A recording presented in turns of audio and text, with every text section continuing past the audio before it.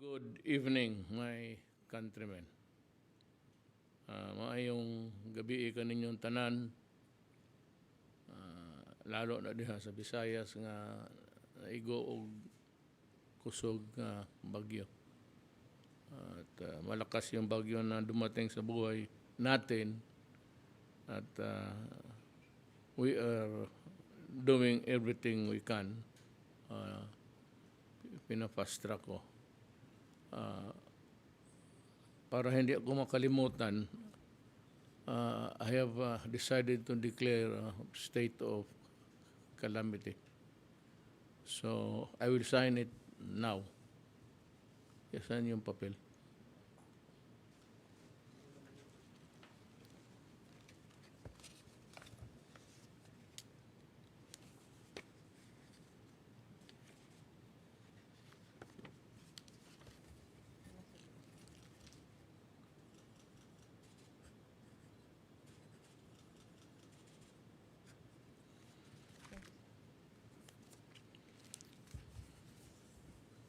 So yun. Then I'm flying to tomorrow. Balik ako doon. There are many regions in the country were battered by Typhoon Duterte in the past days. The National Disaster Risk and Reduction Management Council.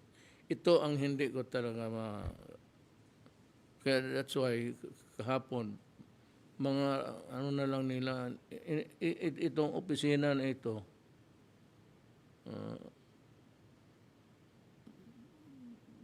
para sa akin. Sino bang gumawa nito?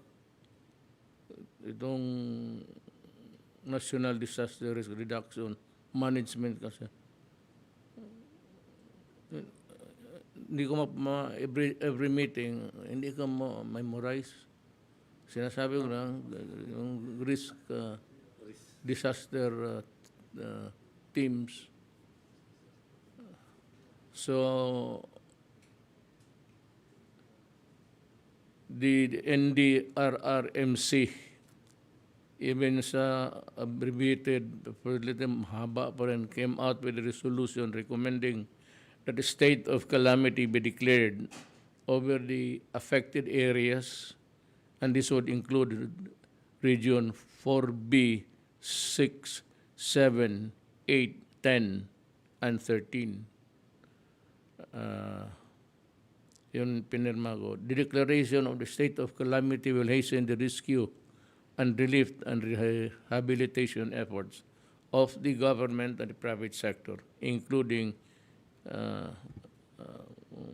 saan galing tulong, be it outside or tayo-tayo lang. At this will also be an effective mechanism to control the prices of goods and commodities in the areas. Let us listen to the report and updates of Yusik Rick Halad, Administrator of the Office of Civil Defense, regarding Typhoon audit. Rick, can you give us a... Gabi, Mr. Mayor, may gabi sa itong mga cabinet secretaries o mga kababayan. So I'll be rendering a report of the effects of, updated effects of Typhoon Odette and as well as our response. Next slide, please. Rick, yan, mahina yung ano. Go ahead. Yes, sir. We can Sorry, see sir. it now. Okay, we monitored 75 flooded areas and 13 other related incidents, sir, like storm surge and the like. Next slide, please. I am sorry to present this, Mr. President. You're right in our first meeting that when you express your worry of a possible mounting of deaths, but then I only reported 12 deaths. But as of the latest report, Mr. Mayor, we now have 156 dead, 37 missing and 275 injured caused by Typhoon death. And shown are the other effects. Initial report of damaged houses, 6,000 plus. 24 damaged infrastructure, initial pa rin yan, Mr. Mayor, costing 225 million. Damage to agriculture, initial report is about 6,893 hectares of crops, and as well as related damages to agriculture as shown, totaling about 162 million. Affected families, 304,000. And or more than 1 million of individuals. And displaced 481,000 individuals. Next slide, please. This is the breakdown of our casualties. The most number of dead came from Bohol, followed by Cebu and Negros Oriental. Missing 37 and injured 275. The most common circumstances of deaths are drowning by flood, incidents at sea, being hit by fallen tree, and as well as due to flying debris and collapsed structure. And there were also deaths due to landslide. Excuse me, but Yes, I sir. have to ask this question. Saan itong this set to sail despite warning? Ito yung saan banda to? Mga ano sir, kalat-kalat sir yan, yung mga pinagbawal ng lumayag, nag ano pa rin, mga maliliit na bangka sir. Wala namang malalaking bangka na na-disgrasya. Nawala There were yung also instances of yung mga kababayan natin na recover yung kanilang bangka kasi takot na mawala ng panganap buhay, and inabutan sila doon sa tabing dagat. Sus Maria Josep. Well, okay. Yes, sir. Next slide, please. And I have already presented this, Mr. President. I will no longer present this, our preparedness at the NDRMC regional level as well as local government units. Next slide, please. As part of our response, in order to provide emergency telecommunication services, the DICT, OCD, and DSWD deployed some satellite-based communication equipment. We deployed satellite dish or very small aperture terminal in Siargao. It is now providing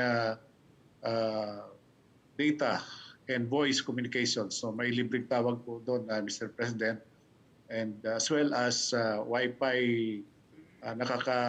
yung mga tao na lumalapit doon ay gamit ng Wi-Fi, nakaka-communicate sa kanilang kamag-anak, kaibigan. Meron din sa regional office ng OCD, that is being used as emergency operation center for the region. Meron din sa Maasin Leyte, emergency operation center ng local government units. The DICT deployed 2 vehicle mounted satellite and radio communications, mga communication van ito, Mr. Mayor, one in Leyte and one in Surigao City. And they also deployed VSAT team in Siargao and Dinagat. So somehow merong communications, telecommunication services, although very limited dahil limited yung radios na kanilang ma-serve in these areas. Next slide, please. These are some pictures of our emergency telecommunication services. As you can see in the upper left, nandyan yung maliit nating satellite dish sa Siargao Airport. In the lower left, may nag-BTC yung emergency, yung operation center natin sa Camp Aguinaldo with the local government unit of Siargao. And the other Smart and Globe also deployed some of their assets, providing libreng tawag and charging. Next slide, please. On logistics handling, Mr. President, we chartered one cargo Boeing 737 based in Clark, and it's now serving the logistical requirements of OCD, DSWD, DOH, and other departments, sending relief goods to the affected areas. The DSWD and World Food Program is also making use of their wing vans. We also make use of the sea assets of Philippine Coast Guard and Philippine Navy, and air assets of the Philippine Air Force. Next slide, please. These are the summary of logistics that we have forwarded. A total of 60,500 kilograms family food packs from DSWD sent to affected regions utilizing the Boeing cargo airplane. We also deployed 2 mobile storage units in Surigao City. This is being used as temporary warehousing of supplies and relief goods delivered. We have a warehouse of the ASEAN in Camp Aguinaldo, and they also provided us some relief items, which we have already shipped, Mr. President, to Visayas and Mindanao. And we provided some shelter repair materials magagamit ng ating mga kababayan pagkukunin ng kanilang mga sirang bahay. Other relief goods numbering about or totaling about 11,000 tons were also already shipped. Next slide, please. In compliance to the instruction of the President, these are the actions of the different departments. On the assessment of the extent of damages in the area and to address the concerns of the LGUs directed to DOE, DNR, DA, the ICT, and the SUD, the assessment is now ongoing. The initial report from DA is 333 million worth of agricultural damages. The ICT and OCD deployed communications equipment, and the SUD through the IOM to provide some construction materials or GI sheets to Surigao del Norte and Dinagat Islands. And we also sent tarpaulin sheets to Carga. To act as a crisis manager in Surigao del Norte and Dinagat Islands, directed to the Secretary of the DSWD with the support of OCD. And the DSWD and OCD is now overseeing the conduct of operations. And these are the items some of the items that we sent to the affected regions: hygiene kits, malong, blankets, and surgical masks. The operations are still ongoing, Mr. Mayor. To use boats, ships, and all resources to deliver supplies, equipment, and goods directed to the Philippine Navy and the Philippine Coast Guard.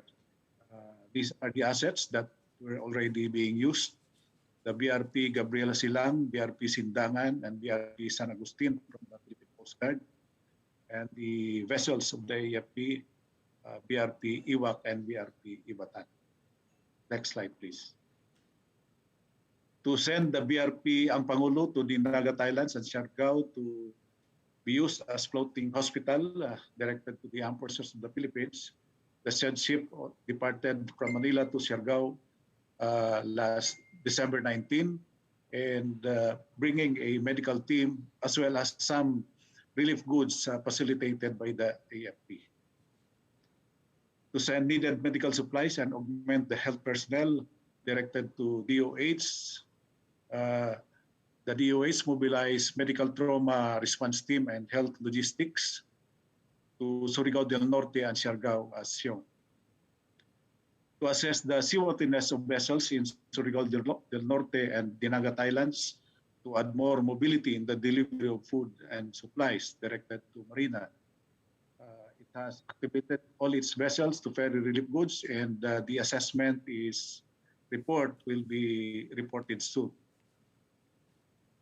To clear the roads and provide the needed equipment of the LGUs directed to DPWH, it has so far cleared 10 road sections in Caraga, and they deployed 55 assets and 315 personnel augmentation, and released immediate response fund in the total amount of 100 billion to Region 6, 7, 8, 10, and 13.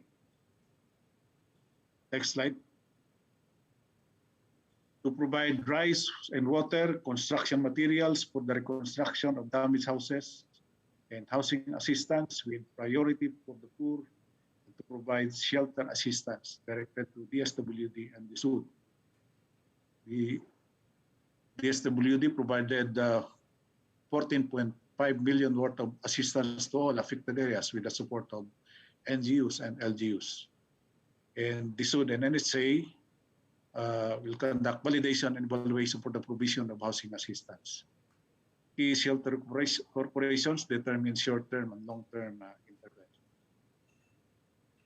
To provide more funds for typhoon response and recovery, DBM and all agencies, it's now being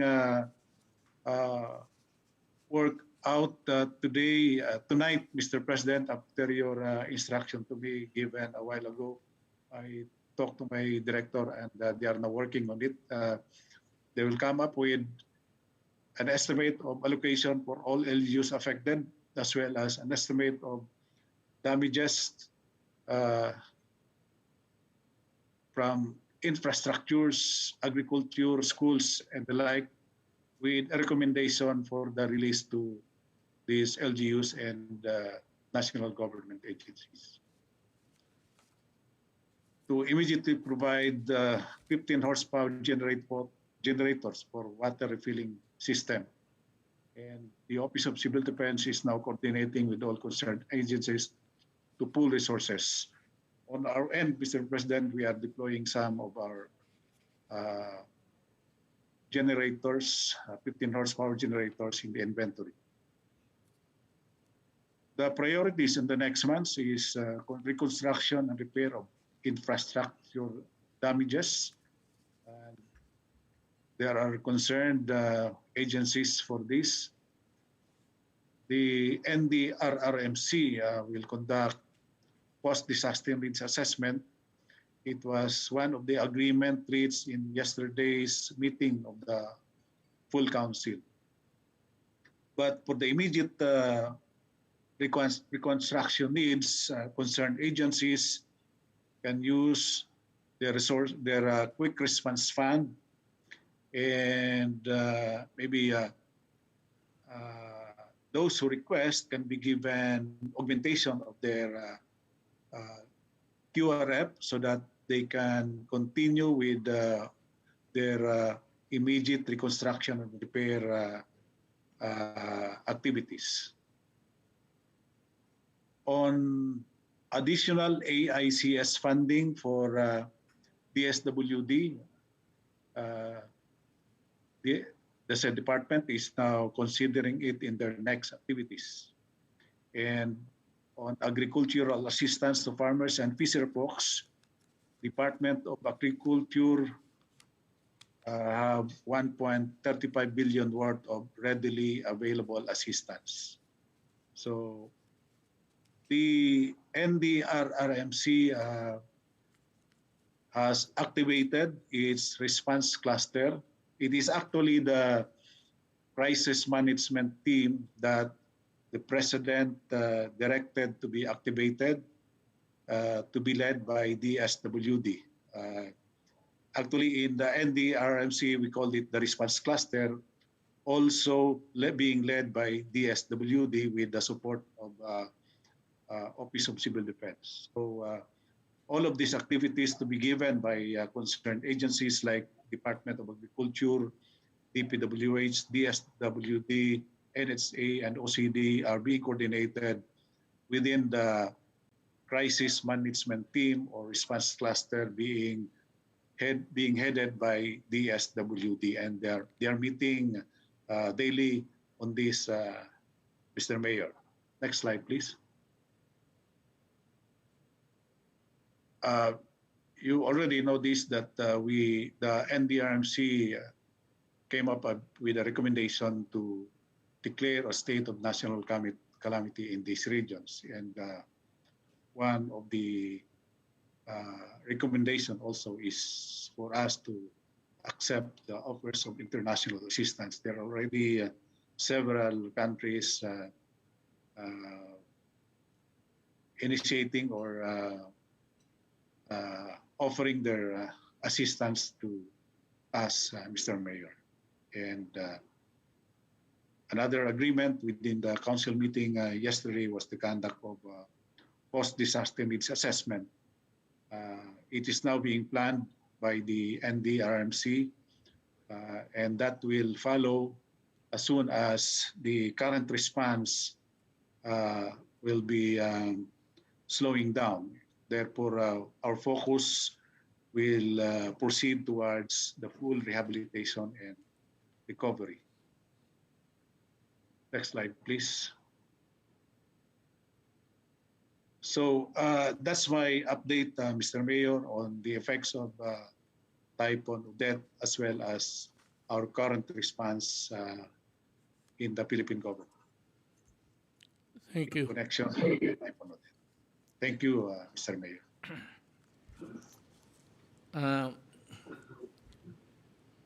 Yun ang report ng ating Undersecretary Halad sa Disaster Office, or I don't know how to call that. Sila yung una, yung unang dumadating sa kung may disaster, calamity. Sila yan. Napunta ako ng I cannot now count the landing and take-off of the helicopters, but I've been to Leyte, Maasin, Bohol, Cebu. Then I visited Negros Oriental. Occidental ba yun? Negros Occidental. Bukas may dalawa pa akong puntahan para at makita lang ninyo. Kaya you have the clip so that they can see what we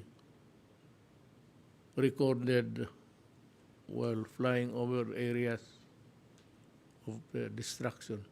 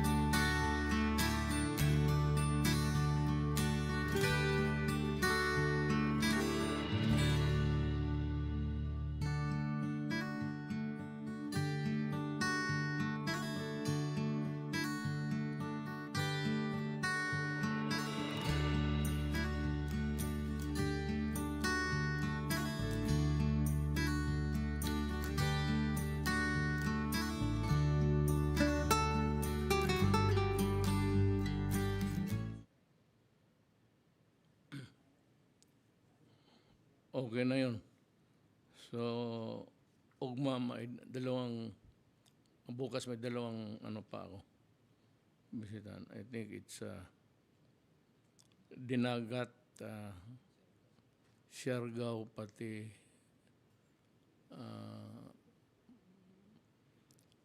hindi ko kasi sa Cebu pati sa hanggang whistle stop lang ako. Hindi ko talaga nagpunta doon sa ground zero. Kasi maubusan ako ng panahon pag kaya naiyang Siargao pati Dinagat, nadaanan namin yan. Balikan ko bukas because of the damage. But ito ang maasahan ng mga kababayan natin.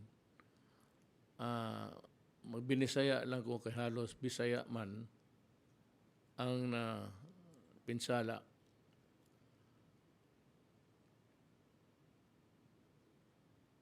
By 2 days, when can basta this week, madawat ninyo, mga naalang ko'y ginahuat nga kanang report sa damages na kinahanglan man gud na because dili ko makapirma og state of calamity o wala ng report kana ni Yusek Halad. So that is why I said I hurried him to do the work within 48 hours. I must have the report. Today is Tuesday, Wednesday, Thursday. Friday, lahat maabot na sa inyo. Kay gipirmahan ako. So, ang pagproseso sa kwarta, basta kwarta na ang mga taga-gobyerno hadlok og kaso.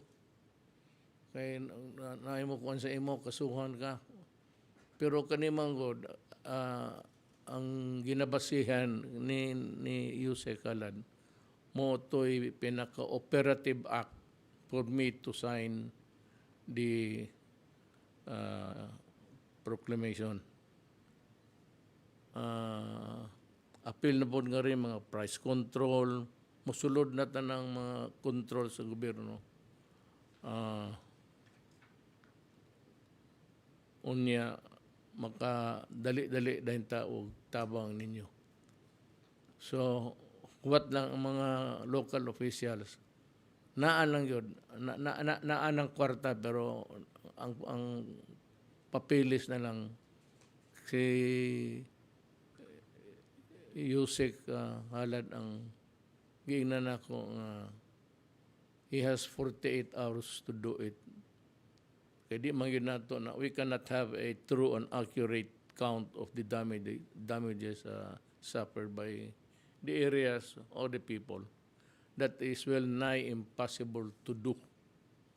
Walay or go by estimates. So, yun ako sa iya, huwag na huwato na, dili ta makatabang ang mga tao karon gahubo pa pa'y damit. So, anig yun ang gobyerno. This is how government works. Ever so slow. Kung mo na mag-cut ko corners, giingnan ako sila nga, himo ang preliminary report and the full report would come later. But we have to get hold of the money para ma-download ayaw nato. So I'm asking the local officials kung may mga resources pa kayong naiwan, pati yung mga munisipyo, if there is a calamity funds ninyo, pwede ninyong gamitin. Ngayon na, pagbigay na ninyo, total, if it's a money intended for another purpose, you can always replace it. I said, give me until or before.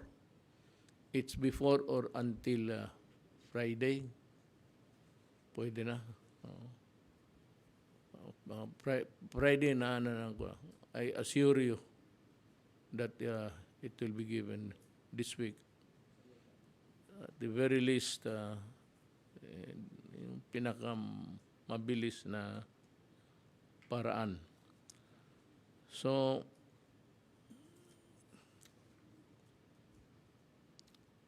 we'll have tapos na ang report sa DOH. Will start with Secretary Duque. It's about the health situation in the areas hit by Odette. Sir, good evening, Mr. President, and also to ES Medildea and Senator Bongo and my fellow members of the Cabinet. At higit po sa lahat sa ating po mga kababayan, magandang gabi po at muli kami magbibigay ng mga updates, lalo-lalo na patungkol po dito sa ating Bayanihan Bakunahan 2 na naapektuhan din po ng ating bagyong Odette at ang ating pong COVID-19 response. Ito po, ukol po sa atin Bayanihan Bakunahan 2 sa kabila ng pananalasa ng bagyong Odette. Patuloy pa rin ang pagbabakuna sa iba't ibang rehiyon maliban sa 84 na local government units. At karamihan sa mga nagkansela ng kanilang vaccination activities ay mula po sa mga rehiyon ng Mimaropa or 4B, Region 6, 8 at Caraga, samantalang ang bilang ng mga apektadong LGU sa Region 7 ay kasalukuyan pa rin tinutukoy.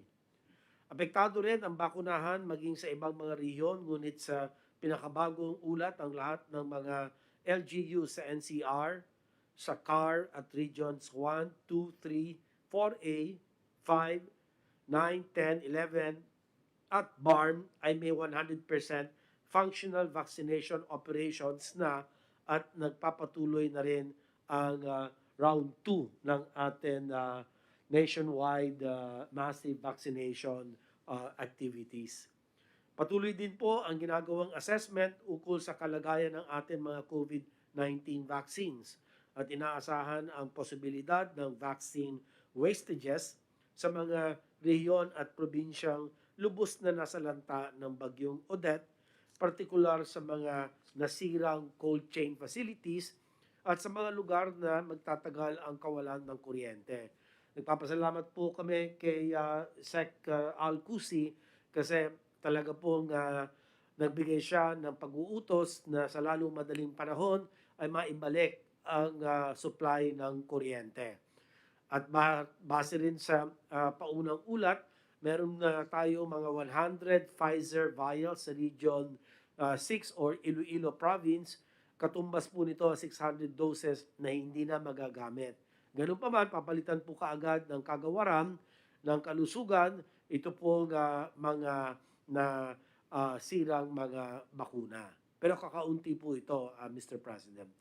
So far, patuloy na binabantayan ng amin National Vaccination Operation Center or NVOC ang mga pangyayari sa Visayas at Mindanao upang makapaghatid ng tulong para maagapan ang mga posibleng vaccine wastage. Next slide. Patuloy rin ang pagtaas ng bilang ng ating mga nababakunahan. As of December 20, umabot na po tayo sa higit 100 milyon doses ang atin na iturok sa buong bansa. At mula dito, higit 56.29 milyon katao na ang nakatanggap po ng unang dose, habang higit 44.21 milyon naman ang fully vaccinated na. Para naman sa accomplishment ng ating National Vaccination Days 2 and accomplishment mula noong December 15 hanggang ngayon ay umabot na sa 3,936,486 jabs. Lubos natin pinasasalamatan ang lahat ng ating po mga kababayan na nagpabakuna, ang ating po mga volunteers, mga vaccinators, ang mga local government units, at mga iba pang health workers na patuloy na nakikiisa sa ating pong malawakan bakunahan na ito. Ang patuloy na malaking pagtaas ng ating vaccine coverage sa pamamagitan ng ating National Vaccination Days ay patunay ng ating tagumpay sa ating layunin na makamit ang ating 77 million target coverage. Hindi nagtatapos sa Bayanihan Bakunahan 2 ang ating paghihikayat sa lahat ng hindi pa nabakunahan na mag-register na sa inyong lokal na pamahalaan upang mabigyan proteksyon ang inyong mga sarili at pati na rin ang inyong mga mahal sa buhay. Next slide. Dumako naman po tayo sa atin lingguhan COVID-19 updates at ngayon ika-21 ng Disyembre ay nakapagtala tayo ng karagdagan 168 na bagong kaso. Mr. President, ito na po ang pinakamababang atin na italang karagdagan kaso sa isang araw nito pong taon 2021. At sa 168 na naidagdag sa ating mga kaso, 47 ay mula sa NCR, 29 sa Region 4A, 16 sa Region 6, 13 sa Region 3, 9 sa Region 3 or 11 at 54 sa natitirang mga rehiyon. Para naman sa ating mga aktibong kaso, ang bilang ngayon na araw ay nasa 9,384 o sa mababang 0.33% ng ating mga kabuuan kaso. Ang ating recoveries ay umabot na sa 2.7 million thereabouts at ang ating recovery rate ay nasa 97.88%. Samantalang ang ating case fatality rate ay nananatiling nasa 1.79%. Hindi na po ito tumaas. Bahagya lang po, no?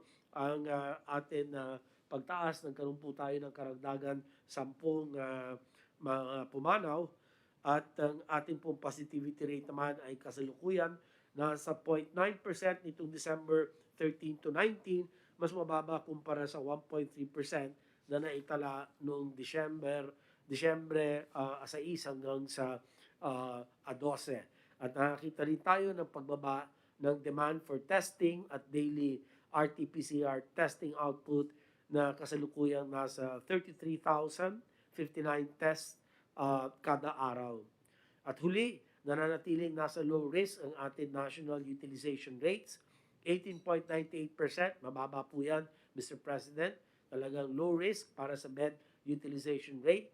21.47% para naman po sa ICU beds.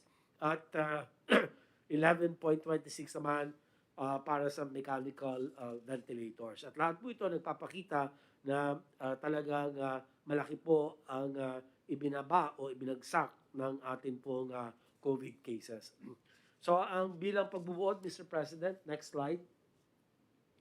Patuloy namin sinusubaybayan ang mga ganap sa Visayas at Mindanao upang makapaghatid ng mga kinakailangan tulong at serbisyong pangkalusugan para sa mga nasalanta ng bagyong Odette. Patuloy din po ang pag-assess ng mga nasirang mga healthcare facilities, ang mga ospital, ang mga temporary treatment and monitoring facilities, at inaalam pa po kung magkano ang halaga nito. At sinabihan ko na po ang lahat ng mga regional directors ng naapektuhan na mga rehiyon at mga lugar na gamitin sa lalong madaling panahon ang kanilang quick response funds at ako po ay nakiusap na rin sa DBM upang i-augment yung pong quick response funds kung sakasakaling ito po ay maubos na. Pangalawa po, sa kabila ng isa na namin naman na sakuna, ang patuloy na pagsisikap ng ating vaccination teams sa pamumuno ng ating National Vaccination Operation Center ay nagresulta sa pagtaas ng ating coverage. Muli, hinihikayat namin ang lahat ng mga hindi pa nakapag-umpisa o nakukumpleto ang kanilang primary series na magpabakuna na sa lalong madaling panahon. At hinihikayat rin namin na magpa-booster ang ating mga eligible populations. Ngayon pong araw, pinirmahan na ng FDA ang panibagong amendment doon po sa emergency use authorization ng mga bakuna. Mr. President, yung 6-month interval between the second dose and the booster dose, pinaiksi na po ito for 3 months na lang. So mas mabilis po tayo makapagbigay ng booster doses gamit po ang ating mga bakuna. At panghuli po, sa patuloy na pagbaba ng ating mga kaso, patuloy rin naman ang aming panawagan sa mga lokal na pamahalaan ay pagpatuloy ang pagsasagawa ng prevention, detection, isolation, treatment, reintegration, and vaccination strategy at ang publiko na sumunod sa minimum public health standards upang mas lalong bumaba ang ating pong mga kaso. So ito na lang po ang ang huling bahagi ng aking pong ulat at handa na po akong sumagot sa inyo po mga katanungan. Salamat po, Mr. President. Salamat, Secretary Duque. I would like to hear the report of Secretary Galvez on the updates of the National Vaccination Program. Mr. President, Executive Secretary Meldelia, Senator Bongo, fellow cabinet members, mga kababayan ko po. Magre-report po ako sa ating update sa National Vaccination Program. Ang report po natin ay yung mga current situation that greatly improved. Next.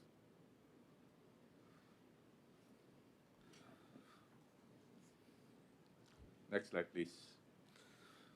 Sir, sa report po ng ating secretary, ito po yung nakita natin na key messages at saka yung kung ano po ang nakita natin na malaking improvement sa ating sitwasyon po sa ngayon. Nakita po natin na mga cases na continue to decline despite the opening of the restriction. Nakita po natin, Mr. President, sa mga binibisita po namin na mga malls talagang ang daming tao. Pero despite of that, nakita po natin na yung cases po is continue to decline. And yung positivity rate po natin nung nakaraang linggo, 1.36. Ngayon po, 0.9 na po, Mr. President. And many hospitals are now closing COVID wards. Meron po tayo na unang na-report na yung ating mga hospital, more than 568 DOH hospital, are now not receiving yung mga COVID patients because nakita po natin talaga na parang bumababa talaga ang kaso natin. And the whole country is now at low risk despite the recent reported 3 cases of Omicron. And also, we are very, very positive that the DepEd and also the CHED is now going on a progressive opening of the face-to-face classes. Ito po isang magandang po natin dahil ito po, we want also to protect the well-being of our children. Next slide, please. Sir, ito po yung mga major milestone natin. Kung tatandaan niyo po, Mr. President, nung ako po yung na-designate na vaccine czar, talagang ang hirap po na talagang humanap ng vaccine. Pero Mr. President, ngayon po, 200 million doses na po ang matatanggap na po natin before the end of the year. And then 100 million milestone na po na total doses na administer po natin nung last 2 days ago. And we are very happy to report to you, Mr. President, na tuloy-tuloy po ipag-vaccinate natin kahit nga po na nakita natin na nagkaroon po tayo ng Typhoon Odette.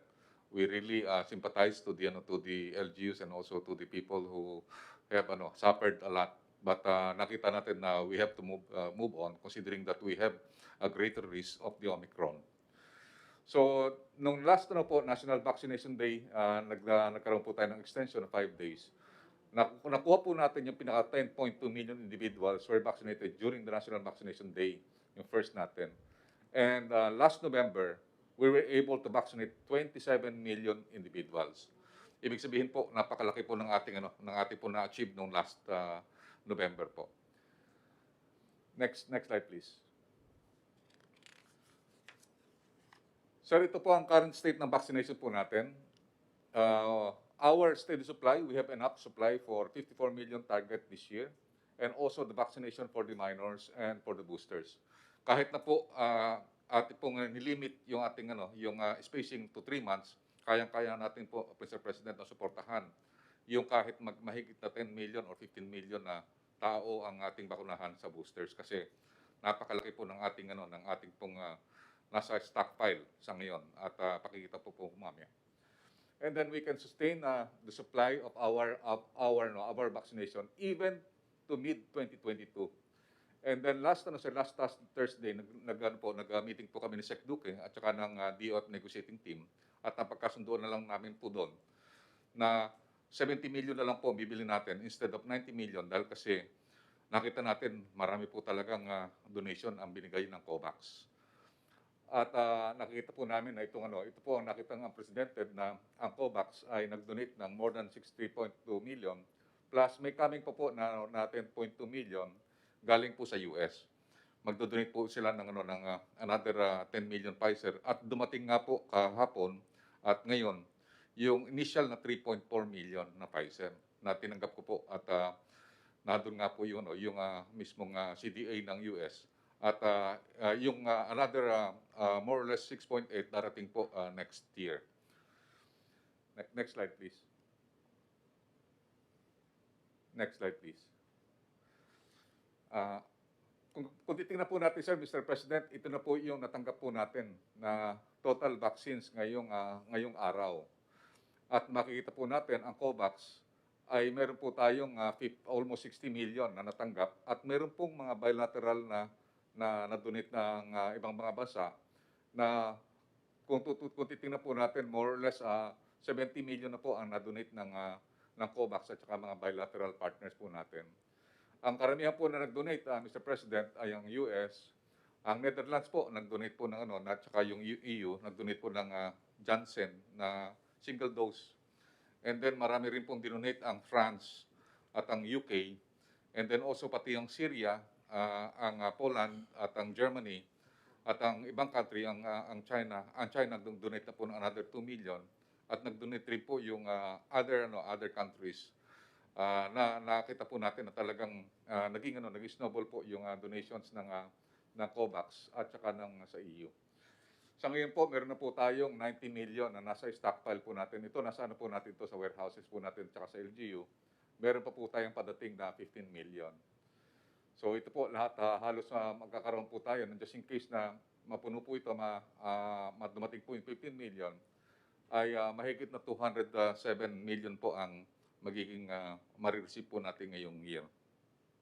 So dito po yung calibration po nito, nagawa po natin ito. Yung ginagawa po natin na nag-house to house vaccination, ginawa na rin po natin yung protecting yung vaccinated, yung opening of the schools, at saka yung protecting our economy, yung tatawag na ito, focus and expand, and then also yung achieve safe Christmas and national election. Lahat po nito na mga tasking na ito, nagawa na po natin ito.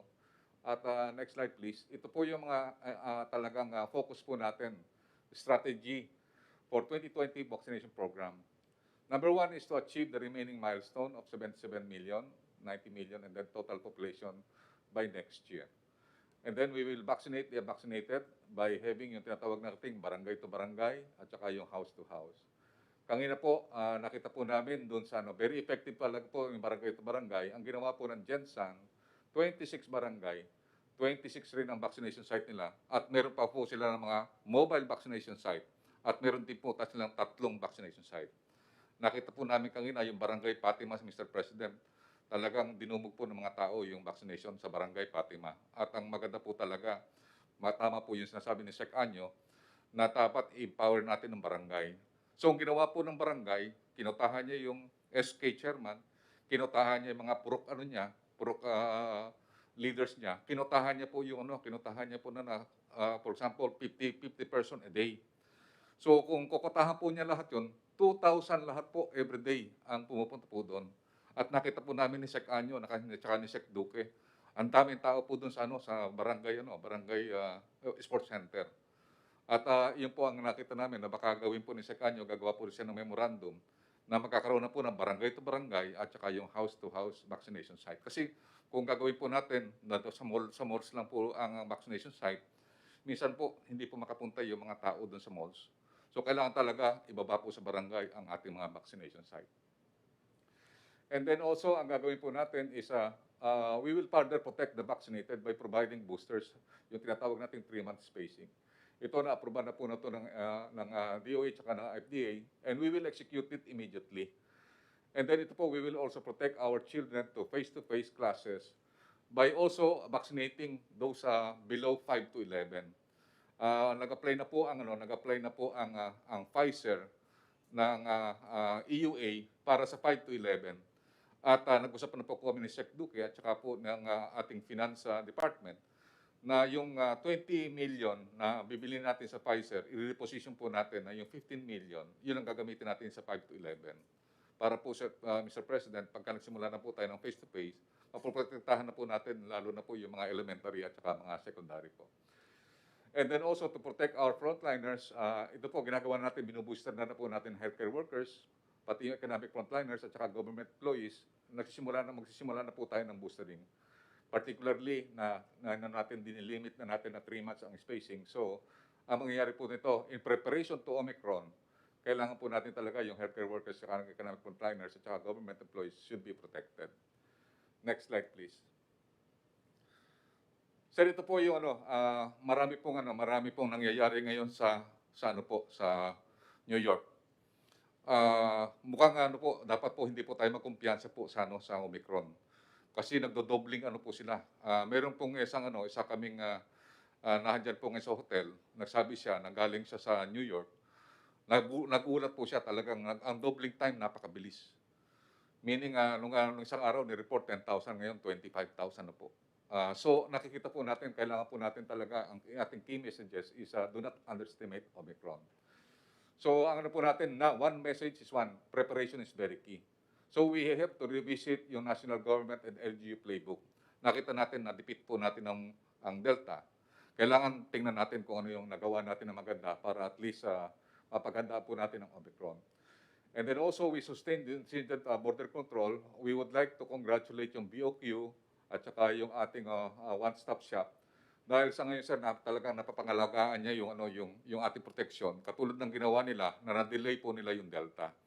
In-inspect po namin yung buong airport. And we would like to congratulate them kasi maganda talaga yung ginagawa nila. Talagang iniisa-isa nila. At saka marami po sa OFW, talagang gusto nila na magkaroon ng quarantine na mas mahaba para at least medyo talaga maprotektahan din ang kanilang pamilya. And then we will reevaluate our current capacity, and also we will mobilize again and reconstitute our healthcare workers, frontliners, and support system. And also maybe we will reconstitute reserve kasi napakabilis po talaga ng Omicron in terms of transmission.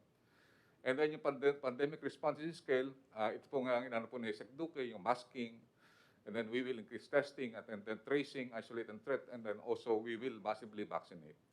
And then in mitigate and manage risks, we will still use yung manage, yung hammer and dance strategy. Pero ang gagawin natin po ngayon sa hammer, more on granular lockdown. Ito po, maganda po yung nagawa po ng DILG at saka ng NCR, na granular lockdown by house to house, at saka po by block to block, at saka po by streets. At barangay lang po ang nila-lockdown. And then we need to have the striking balance between health, economy, and social well-being of our people, and we will enforce your minimum health standard.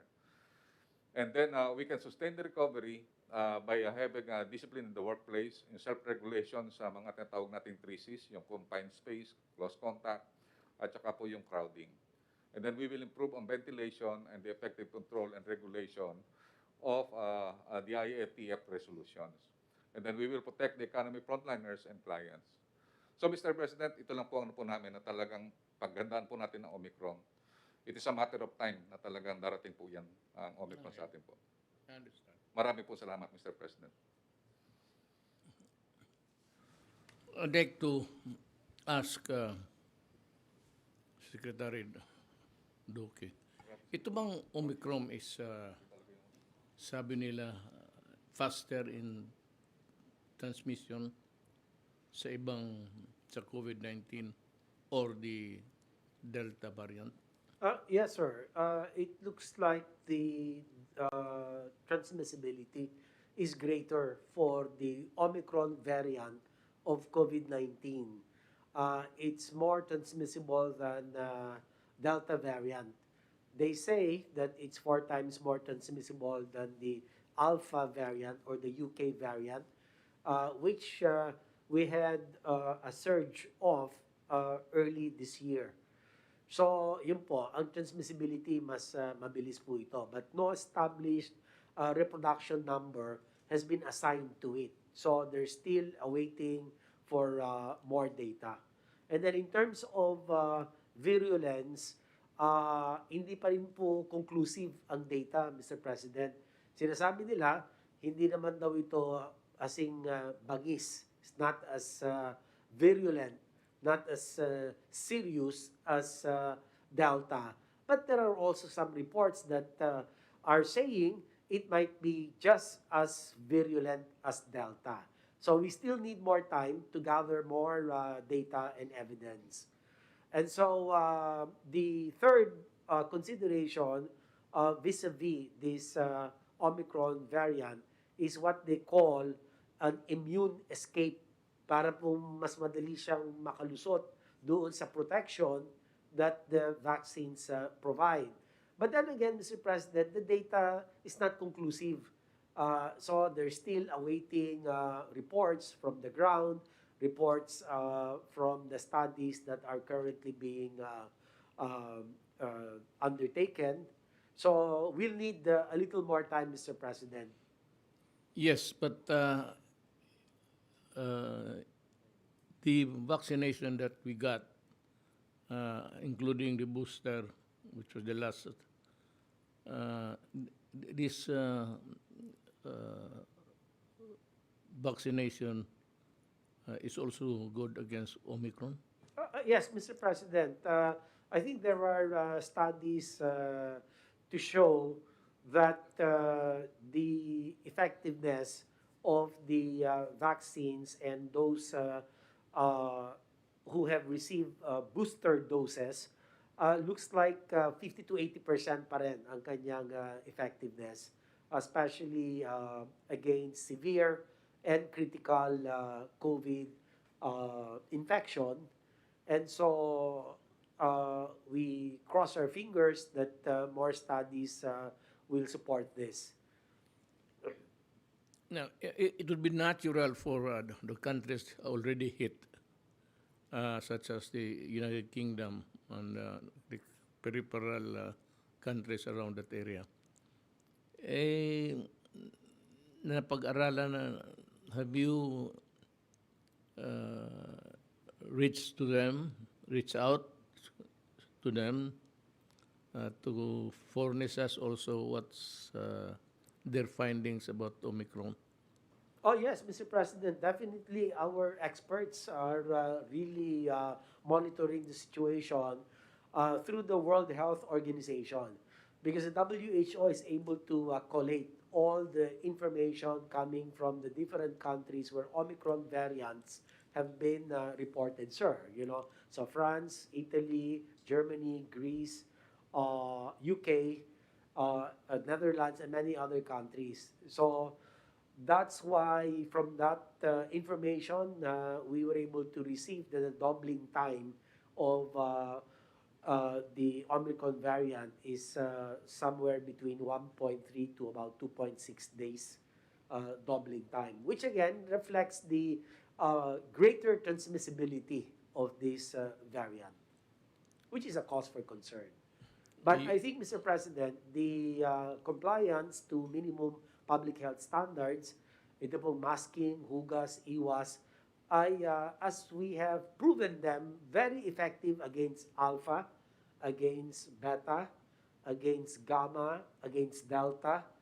And so I think we have strong reason to believe that our compliance, and thanks to our people, because a great majority of them follow the minimum public health standards, and this should still prove effective against transmission of variants like Omicron. Well, as everybody is saying, Omicron will arrive the Philippines sooner or later. We cannot really prevent it totally because we have to move.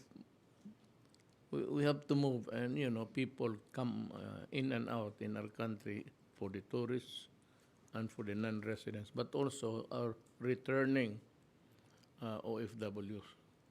That is why, Mr. President, our border controls have been heightened. And that is why we were able to catch 3. We already have imported Omicron cases in the country. But the strict adherence or compliance to our quarantine and testing protocols have so far prevented the entry of the Omicron variant into the communities, Mr. President. But we already have, as of today, 3 imported cases of Omicron variants. I hope our figures are correct because there are so many arrivals into the Philippines, into our country. And I said, for as long as the world moves, people move around, and somehow individuals who have had already the infection, magdating dito, they come and will contaminate us eventually. So that is why we said we can say that hindi tayo tatamaan yan. Tatamaan tayo kasi I said, for as long as we accept people from the outside, and especially those countries suspected of being hit already, we do not have an accurate count and figures to really say with certainty that okay tayo. Ang ano ko lang is kung it would be as bad as the previous viruses already nandito, medyo natatakot lang ako. You know, somehow kinakabahan ako kasi let me be frank to the public, depleted na yung pera talaga ng Pilipinas. Even coping up with the growing expenses for the typhoon victims, ano namin, niwalis nga kung ano pang matira, ubusin na lang, and we might get more funds pagpatong ng, sabi ni Bingbong, pagpatong ng 2022, may alibyo na tayo. We operate on the new budget. Ang problema lang, far and between the months, the days that coming our way, celebration and all, baka nga makalusot talaga yung Omicron as earlier than expected. Yun ang tinatakot ko. It should require a huge expenditure again para to meet the challenges of the new variant. If there is another or several variants that would just unfold in the coming months, do you think we will survive?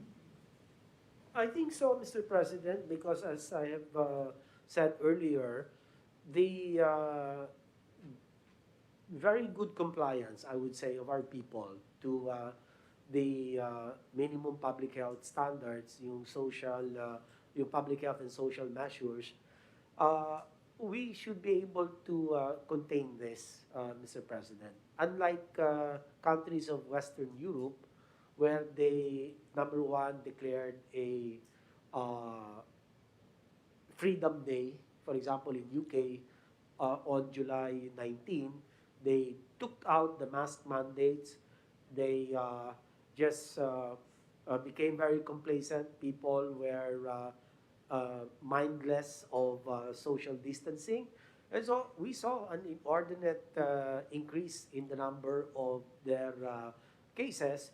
And the Omicron variant now is starting to become the dominant variant, supplanting the Delta variant, Mr. President, and also all other countries.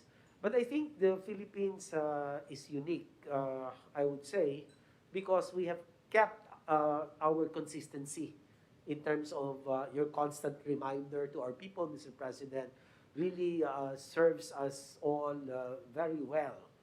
And this is why we've not reached uh, very high or extremely high number of cases. Unlike other countries, 40, 50,000 a day. Tayo, pinakamataas lang natin was sometime in September, mga 26,000. Isang day lang yon. Yung 7-day moving average natin was only about 21,000, 21, 22,000. And for such a large country such as ours, we are 110 million Filipinos. But because, again, of our compliance with minimum public health standards, our vaccine trajectory continues to improve. And of course, our past infections also contributed to a bigger percentage of the population that might might have developed a natural immunity. So vaccination, natural immunity, and minimum public health standards are a key to our pandemic response. You know what's really not funny, but more of a reaction of a human behavior.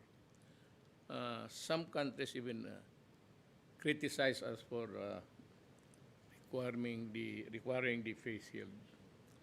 Alam mo, sa totoo lang, uh, I believe you that in some areas, in some countries, the people there are so much concerned about their human rights. Yan, that's the favorite catchword ng mga ano ngayon human rights. Yeah. Everything that they would always invoke human rights, everything that government says that there is a human right violation. Nakakatulong sa Pilipino, totoo lang. I think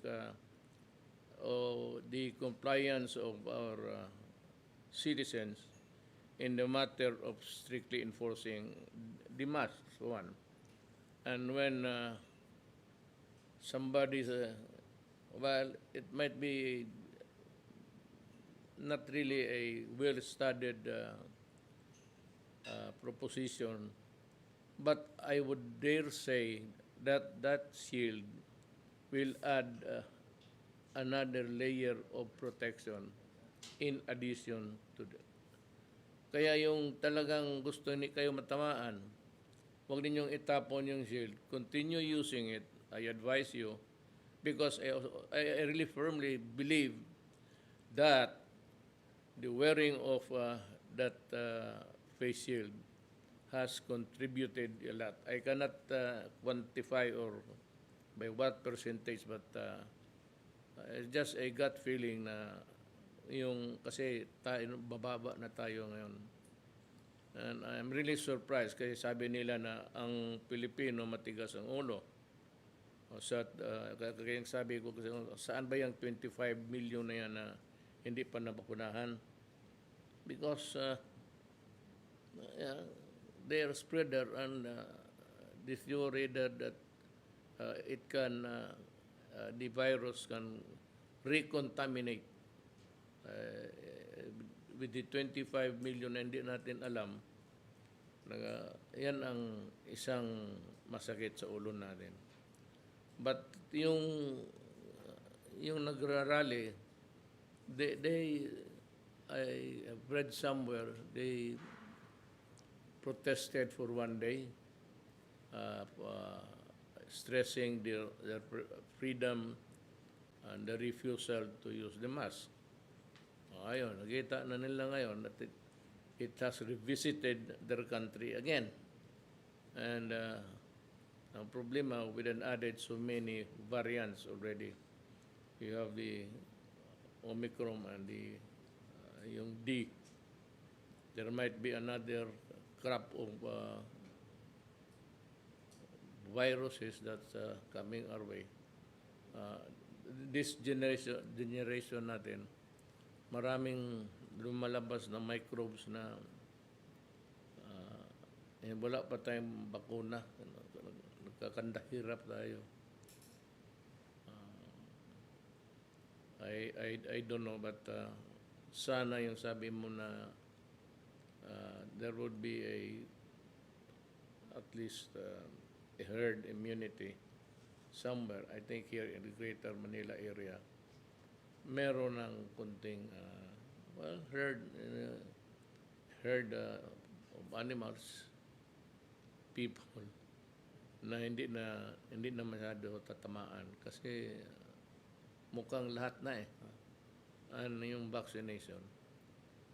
But it took us a long time asking the people to get the vaccine jab. We had to threaten, we have to cajole, kung ano-ano lang makaawa. It was not until yung kasagsagan ng plague na ito na natakot na ang Pilipino. Pero yung mayroong doktor ayaw magpabakuna So, yung mga ibang mga religious ayaw rin.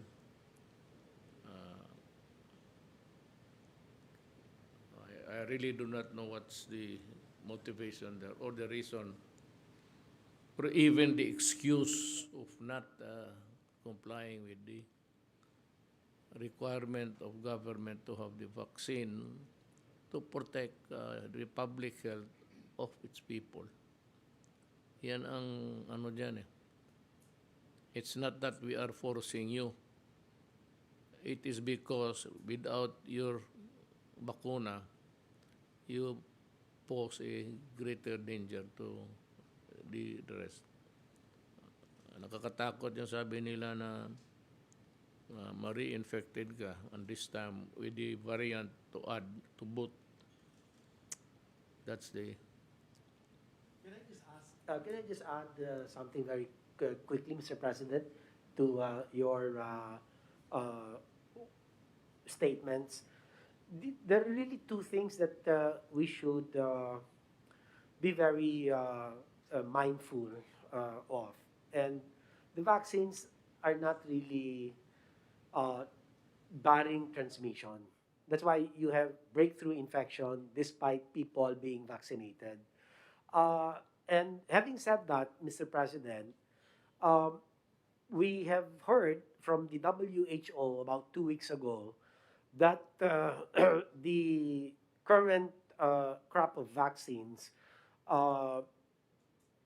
can cut transmission with Delta to about 40%. So, ano po ibig sabihin niyan? Ibig sabihin, 60% pa posibleng magkaroon ng infection despite their full vaccination. In fact, doon sa alpha variant, yung kanilang, they were able to cut transmission with the alpha variant, 60%. Pero bumagsak yun yung ability to cut the transmission, bumagsak ng 40% with Delta. Now, exactly with Omicron, how much lower will the transmission be reduced? No? So, yan, alam na natin it's a reality. Talagang meron breakthrough infection. Meron immune escape with the vaccines. That is why the MPHS is the most effective, sir, against transmission. So you have two, vaccines and mass hugas iwas.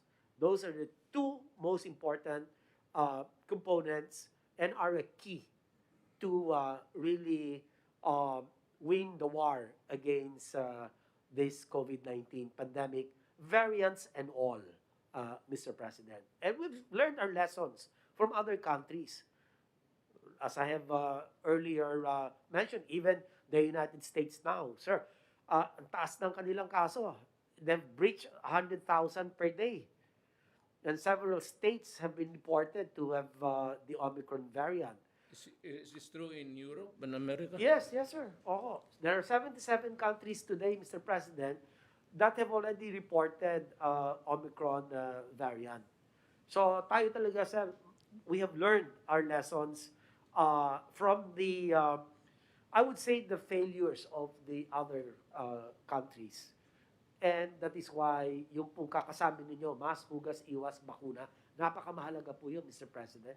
Araw-arawin po natin na ganun po ang ating mensahe. At pwede po natin tagumpayan ang laban po sa COVID-19 pandemic.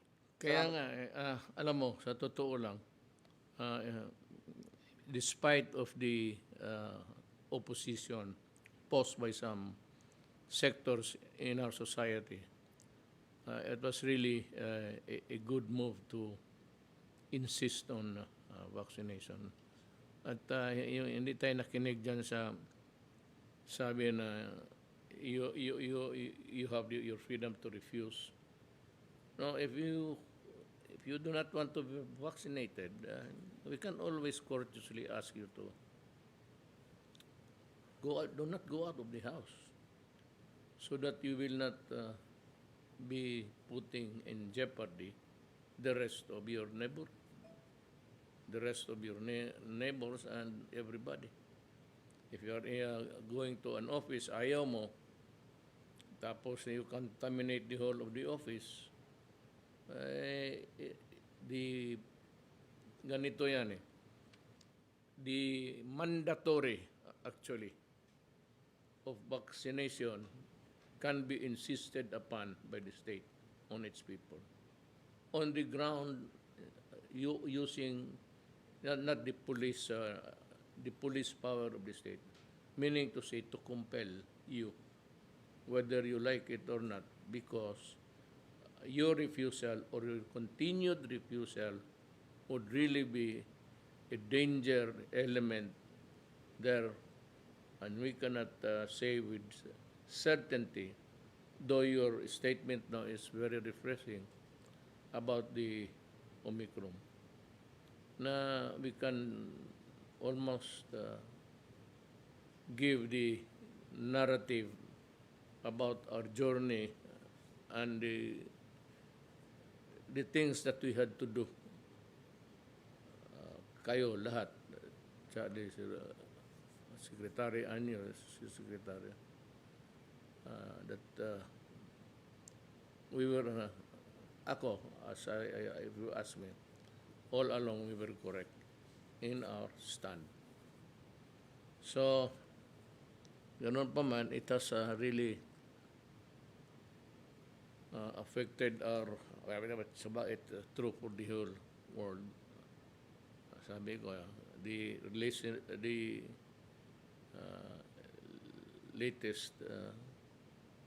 balita is pumuputok, there's explosion of reinfection again. Now we will hear Secretary Galvez. Tapos ka na, sir? Tama. Pangita. Can I add some more, sir? Because I have some reports right now from an expert that already 75% of the cases in US has been dominated by Omicron, and I believe we can prevent Omicron from us if we will really massively vaccinate, particularly yung mga A2 and A3 with our boosters. Based dun sa revelation, sir, ng Israel, na nung sila po ay na inatake po ng nagkaroon ng maraming major breakthrough, ang nakasalba po sa kanila yung boosters. Kaya nga, sir, timing, sir, na talagang si Sec Duque, yung reduce po natin kasi talagang lahat po ng vaccine after 3 to 4 months nag-wane na po siya. So pagka tinamaan tayo ng ng malaking dominant na variant, talagang magbe-breakthrough kasi mababa na po yung yung percentage ng kanyang efficacy. And the only thing that we can say that is yung mag-boostering po tayo ng massively. Particularly po yung mga 3 months and above. Kaya po talagang po namin, we will recommend yan yung buong NCR at saka po yung mga centers na nabakunahan ng mga una ng March, April, May, June, July. Kailangan mo po na mapabooster na po sila. So, kailangan po 3 months or 4 months na po sila is magpo-booster na para at least yung ma-minimize po natin yung yung tatawag nating breakthrough. Yun po ang experience po ng Israel. Kaya nga po ngayon, karamihan po sa mga ibang bansa, nagpo-boosters na po sila even below 6 at saka po below 4 months. So 3 months majority nag-ano po sila nag-booster so that they can protect further. Yung tinatawag po nila yun na we should not break the chain of protection. So meaning pagka bumababa na po, nag-uwi na po yung protection, we should already have the boosters. So yun po ang ano po natin talaga na kailangan po makuha po natin yung 40 million pa, 40, more or less 40 million pa na unvaccinated. At the same time, yung mga nasa centers natin na vaccinated na kailangan po mag-boosters, ay mag-booster na po talaga. And we have all the vaccines that Yeah, we need. that's right. It's not really in excess, but there is enough vaccines now to give the people the boosters. Yan ang sinasabi ko. That's what I'm saying all along. Take advantage now of the situation where we have available, not as said in excess, barely enough, but we can start with the boosters because it would make your immune system or the antibodies may be generated stronger because over time it would really overwhelm the virus. So, nandito na tayo kay Secretary Anyo, DILG. Magandang gabi po, Mr. President. Please put my slide.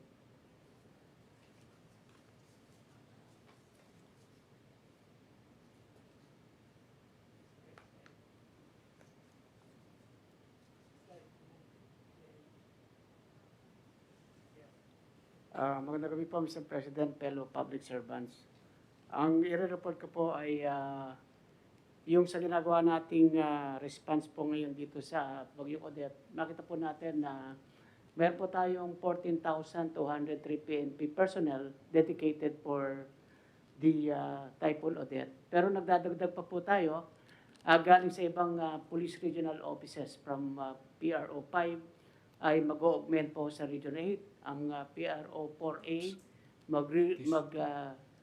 magdadagdag din sa Region 6. Ang PRO 1, 2, 3, and CAR ay sa Region 7 at PRO 9, 10, 11, 12, and BAR ay sa Caraga Region. Ito po ay para siguraduhin na ang ating peace and order ay nime-maintain, tutulong sila sa rescue and recovery operations and also sa relief and rehabilitation effort. Sa ating pong Bureau of Fire Protection, 10,674 po ang ating nakatoka dyan. At inililipat po natin ang mga fire trucks natin papunta sa mga regions na severely devastated. Meron din po tayong tinatawag na Victims Information Center sa ating mga kababayan na merong mga nawawala o walang balita sa kanilang relatives na tinamaan dito sa mga areas na to. Pumunta lamang po sa pinakamalapit na fire station, ibigay po ang mga detalye. Hahanapin po natin yan kung saan po silang area at magpi-feedback din po ang ating Bureau of Fire Protection kung ano po ang nangyari sa inyong relatives. Kahit po ang ginagawa ng ating mga bumbero ay gumagamit ng bangka para makarating sa mga lugar na severely devastated dahil wala pa naman po tayong power at wala pa rin tayong signal sa communication. Next slide, please. Dito rin po sa ating DILG personnel, ang karamihan po sa ating mga personnel ay naging biktima din ng Typhoon Odette. Kaya meron po tayong mga additional DILG field officers na itatalaga sa iba't ibang region. At sila po ang siyang magiging silbing bridge ng ating national government agencies with the local government units. At sila rin po ang namamahala sa management of the dead and the missing. Next slide.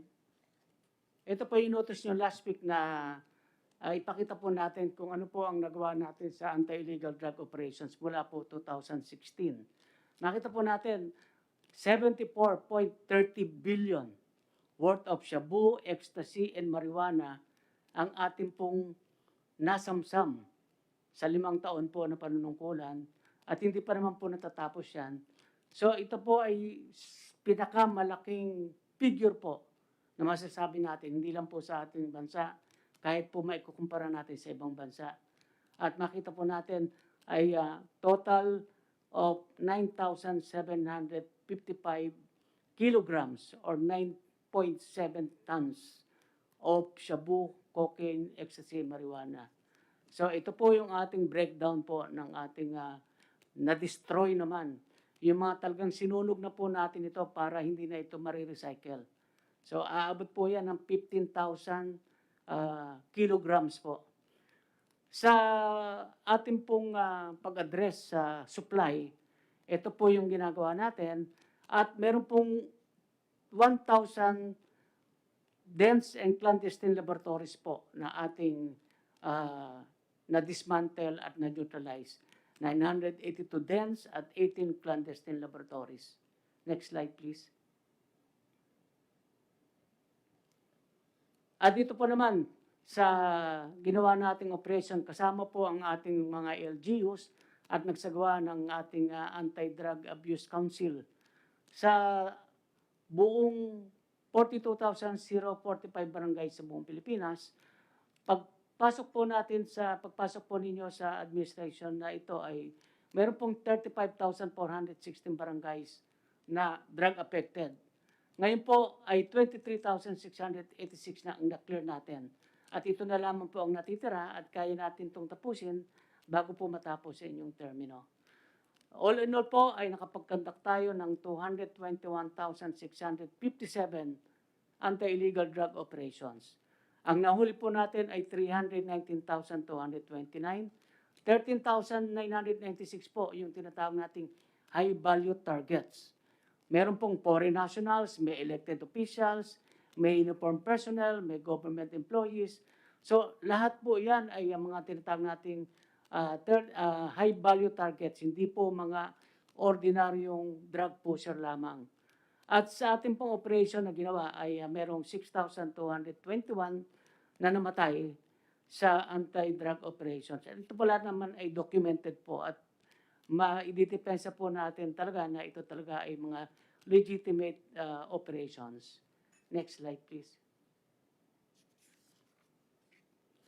Nakapag-rescue din po tayo ng 4,086 minors or children na ang iba po ay runner, ang iba ay user, ang iba ay taga-maintain sa mga drug dens, ang iba pong bata ay ginamit din pusher. So ito po lahat na to ay ikinalinga ng ating DSWD at sila po naman ay nakabalik na sa kanilang mga pamilya.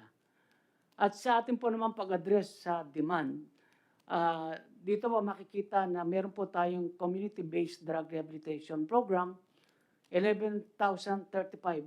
Ito po yung mga tinatawag natin ng mga mild lamang na mga drug user na hindi naman kailangan i-commit sa rehab center at nasa kanilang mga community lamang. At masasabi po natin na isa ito sa pinaka-effective na effort po natin para mapababa po ang demand. Sa ngayon po ay meron na yung 22 drug treatment rehabilitation centers na sa pangangalaga po ng DOH. At meron pong isang mega drug rehab center po na nandun sa Cabanatuan, Quezon City. Next slide, please. Ano po ang epekto nitong sinasabi natin pong sa ating efforts sa anti-drugs? Unang-una po, ang makita po natin na bumaba po ang crime volume ng ating bansa. Almost 41% po ang ibinaba ng crime volume. Tumaas din po ang ating crime solution efficiency, naging 85% at tumaas din po yung crime conclusion efficiency. At ang pinamaganda po rito, doon sa Gallup World Law and Order Report, ang Pilipinas po ay nasa top 50 at meron po tayong index score of 84. Kapantay po natin ng Australia, New Zealand, Poland at saka Serbia. At din doon po sa survey, 78% po ng Pilipino ay sabi nila ay sila ay naniniwala at sumusuporta po sa ating anti-illegal drug operation na ito ay effective at meron din pong net satisfaction of 68%. So, yun lamang po, Mr. President, ang maiulat ko sa ating ginawang anti-illegal drug operation. Maraming salamat po. Thank you, Secretary Anyo. if I may just add, that's the reason why there is this popular notion that I am very, very, well, dito sa drugs. Alam mo kasi, yung figures nga dito, billion-billion yan, pumapasok. Ang tinatamaan yan, we do not have an accurate count now. At least not yet. Pero you can really see the destruction of a country that allows itself to be overwhelmed by drugs. When mayors and governors and when policemen, generals nasa droga, then you would realize that we are really in danger of being a almost not really a failed country, but almost teetering on the side of disorder. Kaya sabi ko, yung strongest thought ko na I will really kill you if you do drugs because you will destroy my country. And if I destroy you, then I protect my country. And if I protect my country, the people will be happy. So that if you die, people are also happy that we did it to you. So, ganun yan eh. Hindi naman lahat dito durugista na. Ilan lang yan, but the impact on the lives of the Filipinos. And sabi ko, may favorite, hindi naman is kung ano yung sakripisyo ng mga Pilipino sa labas ng bansa. Even under the threat of being raped in some Arab tribes. Tapos they just endure to earn money so that they can send some finances to their children to study. Tapos after working hard, enduring indignity and humiliation, they arrive here only to find out that all the monies that were sent by them went to drugs and made a lot of people billionaires even at the cost of human degradation. Yan ang ano dyan sa drugs. So that ako, until I said, I remember saying it, till the end of my term, to the last day, galit talaga ako sa droga. I don't know what will happen next, but dito sa those words that I said, I uttered, that do not do it during my time. Wag. Kasi yan, makikita mo minsan, talagang namamatay sila. Alang-alang naman ang mamatay yung military pati police, kalukuhan yan. And I would not allow it. I will defend them for as long as there is a violent resistance placing the life of the law enforcer, then they have that duty to defend themselves and defend others, strangers, if there is really a ground for a killing such drug lords. Yan ang maganda. Ako, paborito ko yung mga drug lords. Sige lang. You continue with your trade, and we continue with our campaign, and I will say that I am doing it for my country. I am not doing it for myself. I do not gain anything at all, except perhaps tuloy ilagay ko sa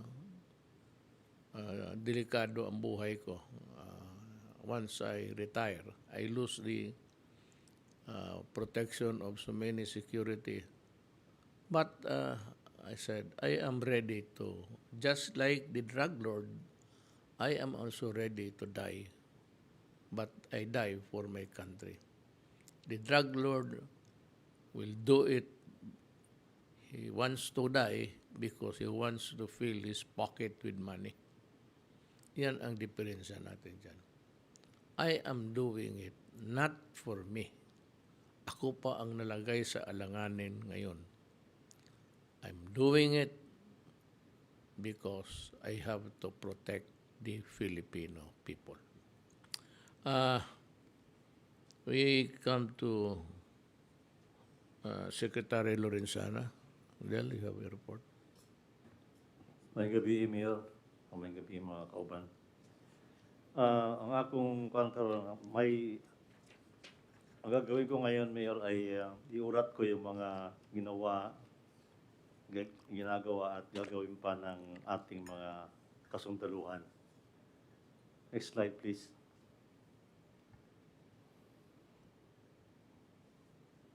Nung nag-umpisa yung Mayor, yung mga sundalo mag-deploy ng assets nung the day after ng bagyo. Itong aeroplano ito, yung Navy Islander ito, at saka ito yung Black Hawk natin. Black Hawk, no? Para lang tingnan kung yung mga nangyayari sa paligid, kung ano yung kanilang tawag doon, Mayor, Rapid Damage Assessment and Needs Analysis. Siargao, Dinagat, saka Surigao City. December 18, nag-employ na tayo ng isang C-295 at saka isang mga aeroplano po ito, fixed wing, at nakadeploy sila to bring relief goods to Siargao. 19, isang C-130 at saka isang S-70I, ito yung Black Hawk. Dineploy din natin sa Surigao at sa Siargao para mag-transport ng relief goods from Surigao City to Siargao. Itong BRP ang Pangulo ay kinonvert sa floating hospital at nagsimula ng pumunta dun sa Siargao. Next slide, please. Ito yung mga December 20, itong tatlong barko na ito ang nag-transport ng mga medicine, relief goods, medicine to Surigao City, Siargao, and Cebu. Itong aeroplano na naman ito, maliit na aeroplano, ay nag-transport din ng cargos, at saka si Secretary Andanar, at saka yung mga stranded locally stranded individuals. At saka nag-transport din ito ng itong VSAT, ito yung communications equipment para makapagkaroon ng contact yung mga tao doon sa Siargao. Generator set for Westcom. 1 to C-295, ito yung aeroplano nag-transport ng assorted goods, ng relief goods to Cebu and Panglao. 1 C-130, Tacloban, pupunta naman siya nagdala ng mga equipment sa Cebu at Tacloban. Ito yung F-27 transport plane ng Air Force na nag-transport ng Cabinet Secretary sa Bacolod nung dumalaw po kayo doon. Next slide. December 21 kahapon, ang C-130 naman nag-transport ng mobile water treatment plant to Cebu. Sa dalawang mission, nagbalik-balik siya. Ito naman yung ating malalaking barko ay nagdala rin ng mga assorted relief goods, mobile water treatment plant, family tents, to Surigao, to Dinagat Island, Cebu, and Bohol. Meron po tayong 10 air assets na nagdala ng 87,000 pounds to the devastated area by the Philippine Air Force. Ang 6 naval assets, 258 tons naman ang dinala nila doon sa area. Next slide, please. Ito yung mga taong nasa baba, Mayor, meron tayong search and rescue teams na deploy na yung 86, meron pa tayong available na 677 kung saan sila kakailanganin. Land assets, ito yung mga sakyan natin, trucks, 6x6. 88 na yung nakadeploy, meron pa tayong 821 na pwede nating itapon kung kailangan natin pang sasakyan doon. Water assets, ito na yung mga boats, numerous na boats, and other ships. Hindi po ito yung malalaki. Yung air assets, 19 lahat. This is combination of helicopters, C-130, C-295, saka N-212. Ito ang number ng mga assets ng aircraft sa mga commands natin, area commands. Sa SMINCOM, 4 na Black Hawk, 2 Bell 412. BISCOM naman, merong 7 Black Hawks, 1 Huey, 1 Bell 412 at saka 1 Nomad. Westcom, 1 Nomad, saka Philippine Navy Islander. Ito po yung mga rescue na ginagawa ng ating mga sundalo. Next slide, please. Other updates, utilization of 6 UH-1H helicopters. Ito po yung mga na matandaan po niyo, Mayor, nag-grounded ito nung bumagsak yung isang Huey dyan sa Bukidnon. Pero ngayon ay naayos na yon, na-inspect na nila, pwede na. Completion ng rapid disaster assessment through concerned unified commands. Ito po yung gagawin ng mga unified commands para tulungan yung OCD makapag-submit ng report sa Friday na request nyo.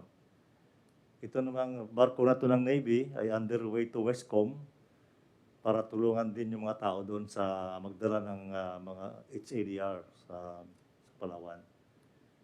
Itong LD-601, ito yung I think the Baudel Shore. Naglo-load siya ng relief goods ngayon sa Pier 13 to be brought to either Cebu, Bohol, or Siargao. Itong barko na ito naman ay tumatanggap din ng relief goods, nasa Sangli Point siya at pupunta rin po dito sa Mindanao at sa Visayas. Nag-establish naman ng military ng tactical command post sa Dinagat at Siargao Islands. So may contact na kami sa kanila para nalalaman natin kung ano nangyayari doon.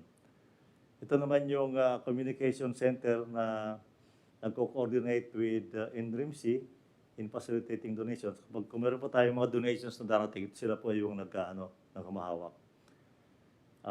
Nag-deploy naman tayo ng Marine Amphibious Ready Unit or MARO to augment HADR for VISCOM and assist other functions as may be necessary. Tungkol po sa donation, ako po ay tinawagan kaninang hapon, kaninang umaga, ng 3 ambassadors.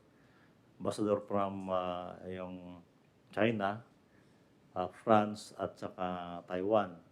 Ang gusto po ng Taiwan ambassador ay magdala ng mga relief goods pero gagamitin nila yung kanilang eroplano.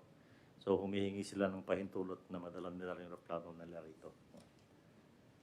Yung Israel naman ay bukas dadalhin na yung mga donations nila sa Cebu at saka Bohol. Sa susunod na araw naman sa Surigao. Next slide, please.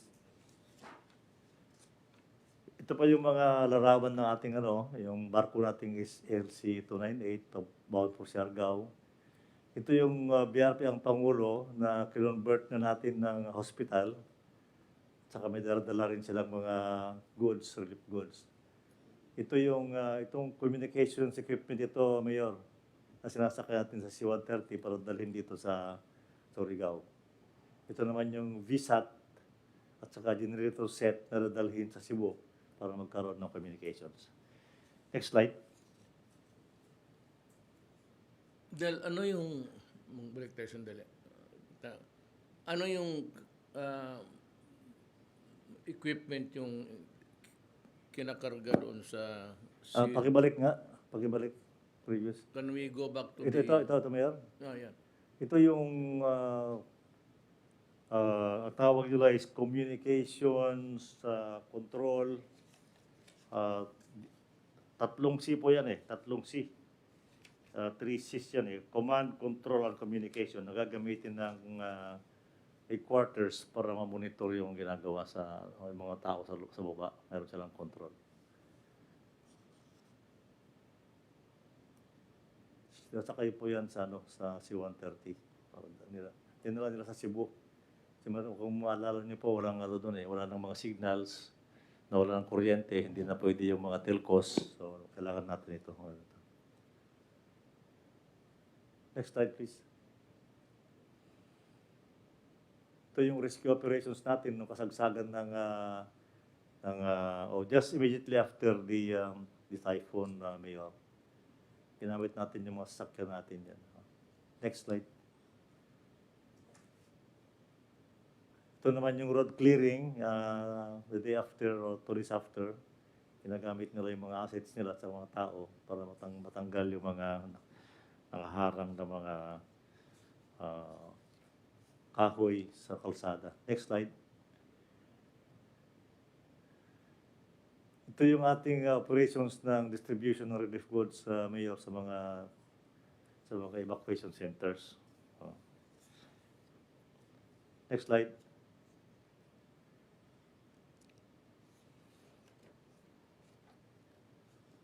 Next slide, please. I think that's the last slide, Mr. President. That's all. Thank you. Thank you, Secretary Lorenzana. Yung, tatanong kasi ako doon sa what kind of equipment is that?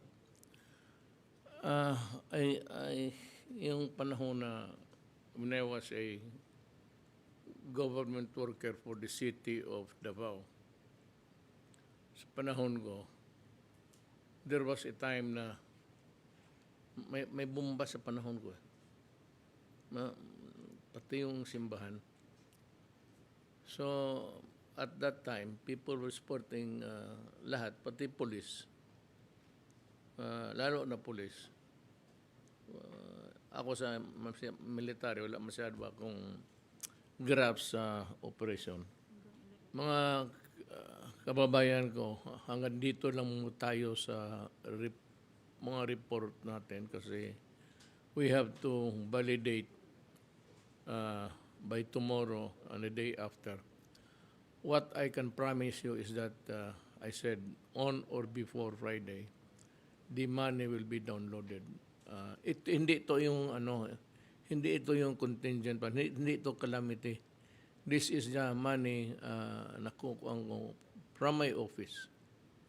Meron man ng each and every kaya ng DSWD, meron na silang pera para sa mga sitwasyon na ito. Each and every department ng gobyerno, meron talaga silang component for this kind of emergencies and whatever calamity that might come our way. Itong akin, nag-script lang ako para may ibigay ako so that it will be immediately given to the people. The other, matagalan pa eh. So that's why I am hurrying up General Halad so that by at least the day after tomorrow, we will be able to distribute. Ang akin lang is do it faster. I will be asking the people, both of the national offices or the local, kung ma-download sa inyo na pakibilisan lang. I said on or before Friday, I will be downloading the money to you. Para sa tao ito. Lahat. Up to the last centavo, para sa tao ito. Salamat.